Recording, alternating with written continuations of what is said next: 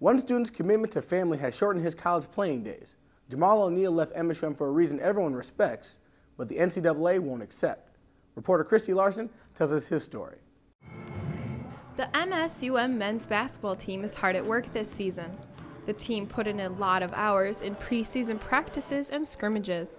One of these dedicated athletes was Jamal O'Neal, but an overlooked NCAA rule is keeping Jamal off the court this season. Jamal came to MSUM in the fall of 2004 to play basketball with the Dragons. In the spring of 2008, Jamal's grandmother's chronic illness was taking a turn for the worst, and doctors found an expanding tumor in his mother. Jamal decided to leave MSUM and his basketball team to go home to North Carolina to take care of his family. The way I was raised is, being a man of the family, you have to take care of your family first. Sometimes you just have to set aside things you want to do. Now, 2 years later, Jamal decided to come back to MSUM to finish what he started. But upon his return, he was greeted with bad news. College athletes are allowed 8 semesters of gameplay over the course of 10 semesters. Jamal used up his 2 remaining semesters when he went to school back home in North Carolina.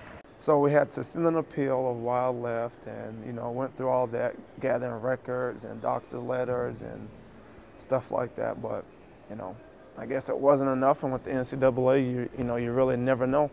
Although it's hard not to play, Jamal still supports his teammates off the court. Now, instead of playing the game with his team, Jamal has to shoot hoops on his own. With photographer Daniel Bartholomew, Christy Larson, Campus News. Now, Jamal is currently at MSUM and plans to graduate in the fall of 2011.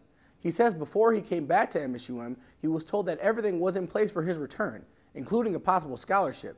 The MSUM athletic department says that they were not sure Jamal would be able to play until they heard from the NCAA, which happened 3 weeks into the school year.